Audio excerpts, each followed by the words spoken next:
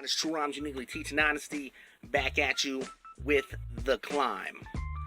So in the last episode, we covered a whole lot of stuff. I left off kind of explaining how we got back from the first tour that we did in 2014, and I had started to record records for substance abuse. There's a company called TeamBackPack that my aunt asked if I had been familiar with. She was like, hey, I watched these videos of these ciphers. Maybe you could, get some exposure if you can get on one of their ciphers. So I decided to audition for TeamBackPack in 2015. I was invited to do their live audition in Los Angeles.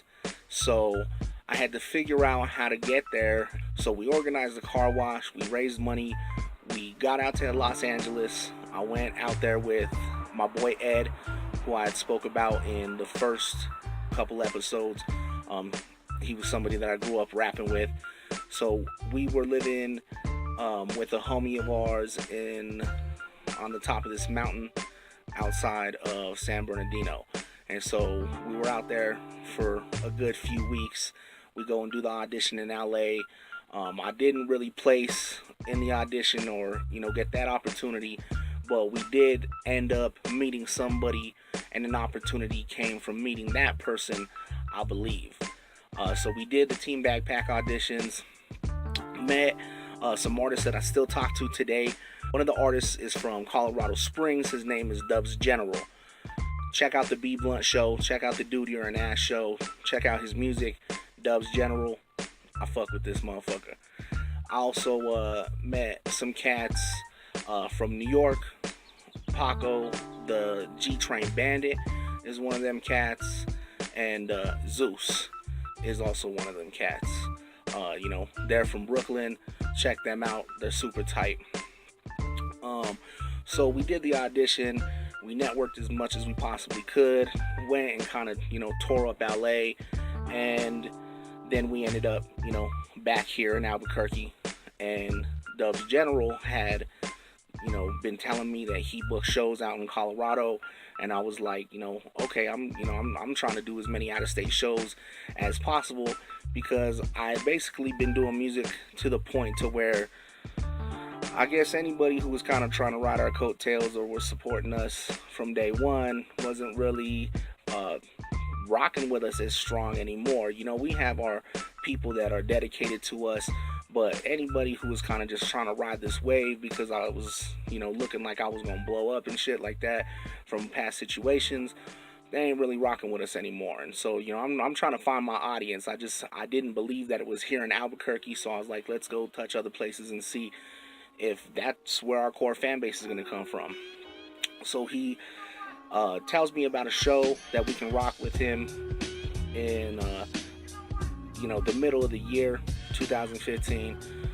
So I get back here to Albuquerque, and we're, trying to figure out how we're going to get to Colorado, because, we kind of went out to California with no money. Like, we only raised enough money to get ourselves to California, and I was basically broke the whole fucking time I was out there. And I made little bits of money, like I posted up trying to sell paintings and stuff outside of the TeamBackPack event, and I made some money. I also met somebody that I'm rocking with, that I'm teamed up with from Albuquerque in LA. I met these cats, you know what I'm saying? Like, there were ciphers outside of the event while we were waiting for it to start. And I noticed this cat spitting, and I noticed he's talking about, a lot of like grimy shit. And I'm like, I'm gonna go introduce myself to this cat. So I'm like, yo, what's good, bro? You know what I'm saying? Like, my name's so-and-so. He introduces himself. I'm like, where are you from? He says Albuquerque, New Mexico. And I'm like, I just had the feeling that he was from here because of the things that he was rapping about. You know what I'm saying? His name's Chopper Manhattan. He's in a band with his cousin called Saturday Night Riot. Check out Saturday Night Riot. They're super fucking tight. And then check out his solo work as Chopper Manhattan. I have him on a couple of tracks. He's on a track called Face the Music with me. We did a track called Busted Weird. I'll get into that a little bit later. But yeah, check the music out for sure. And so we're here in Albuquerque. We're trying to figure out how we're gonna get to Colorado, and my boy suggests a friend of his who plays music. You know, he's like, you know, my buddy, he plays music, and he's been talking about wanting to go to Colorado. He might be interested in like pitching on the trip, or like renting a car if we, you know, want to pitch on the trip and stuff together. So this is how I kind of start working with Norman, who you saw in the 3rd episode about SHC. Now, I had met Norman before when we were younger, like around high school, when I was still like rapping back in my mom's garage with Ed and everything. You know, they had brought him by, and you know, he toked up with us. I guess it was like his first time ever really like smoking weed and shit. And so that's when I first met him, and then I had seen him a couple of times, you know, from there, you know, here and there, you know what I'm saying, like seeing him around, and didn't really know him that well. So I was like, fuck it, let's see if he wants to do this. He said that he wanted to, and so I started hanging out with him real closely, and you know, he would play guitar and stuff like that, and we'd spit. And so I kind of just like teamed up with him, and it was like, hey, yo, I'm trying to start this band, like, and you already are like a big fan of the music. Like, if you want to play guitar, like, let's do it. We can basically just have you and, you know, other musicians that we find to be part of this collective, like, play my music for right now while we're, you know, gonna write original material. So he's down for that. We start kicking it every day, playing music, you know, grinding. Like, we team up, and, you know, from that point on, we just started, like, grinding hard together. So, I was waiting for some homeboys of mine to find a house that we were all going to be moving into. The cat that we were staying with in California is a friend from back in the day. We all went to high school together and shit, you know what I'm saying? He's a DJ, so I was like, oh, fuck yeah, you know, I need a DJ. So I'm waiting for them to find a house, and I'm, you know, staying with Norman, you know, for about a month, and then we move out and move into this crib. And then you know, right around the same time, we go out to Colorado Springs, do the show with Dubz, you know, kind of just start forming this bond with Dubz, and, you know, our relationship starts to kind of build from there, as far as, like, you know, networking, and, like, he's a homeboy now, you know what I'm saying? He's become, like, one of my brothers and shit like that. So, get back from Colorado, and just kind of, like, living at this house and grinding, did a couple other shows from there, and I'm just sitting around one day, right? You know what I'm saying? I used to hustle and shit like that, and so I go to check my phone thinking, hey, you know, is there any money that I'm not paying attention to right now? And I see a text message from a number that I don't really know, and the text message basically says, you know, my name is so-and-so, I represent a company that you might have heard of, I discovered you on YouTube or something like that, and you know, I pulled some strings to get your number, but we are interested in paying you for a collaboration and possibly negotiating like an album contract. And so I'm like, okay, you got my attention, what company do you work for? And, you know, dude's humble. He's like, you know, I work for a company that you might have heard of before, YMCMB. And, you know, obviously, if you're somebody who pays attention to the rap game, you know, this is 2015, Lil Wayne, YMCMB has been like a big fucking name in hip-hop for years now. So I'm like tripping, you know what I'm saying? I'm like, oh shit, is this really real? And I figure the reason this guy got my number is I met this cat in LA. We were auditioning for TeamBackPack. He was managing an artist. His artist got into like the finals but didn't make it. And you know, everybody's heart's broken at the end of this audition. You know what I'm saying? There was like 500 people there auditioning. 3 people were chosen out of those 500. So like, you know, people show up, they're like got a fucking super hard on. They think that, oh yeah, I'm gonna take this, I got it in the bag, blah blah blah. And then 3 people were chosen. The rest of the artists go home basically, you know, devastated. And so, you know, this artist that he was managing had already given us her, you know, CD, or you know what I'm saying, like whatever she was pushing. And because we already had like 3 or 4 copies of it, I was like, no thanks, like go, you know, we already have one of these, go give it to somebody else that you might be able to, you know, network with, or you know, you might get a potential fan if you give it to somebody else. And so at this point, she just takes that as more rejection.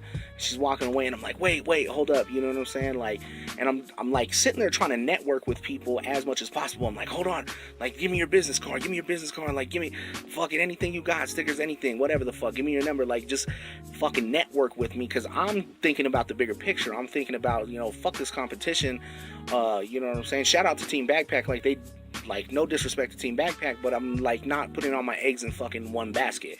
So I'm like trying to network with every fucking single person that I can, and her manager notices this. So I start chopping it up with him. He's talking about you know, trying to like shoot videos for people for free and shit like that. Like, I guess he's somebody who, he was just trying to give back, you know what I'm saying? We had this long conversation about how basically everybody in the entertainment business are soulless, you know what I'm saying? He's like trying to get his soul back, you know what I'm saying? I'm talking to him, just spitting game about the business and shit, right? And so we have about a 40-minute conversation, and he's like, you know, we probably could have fucking shot a video in this time, but I'm just trying to grow bonds. Plus, I rant, you know what I'm saying? I ramble and rant a lot. I'm sure that you guys can tell from these videos already. So we exchange numbers. He takes some footage of me rapping. So I'm imagining that's how this cat got my number.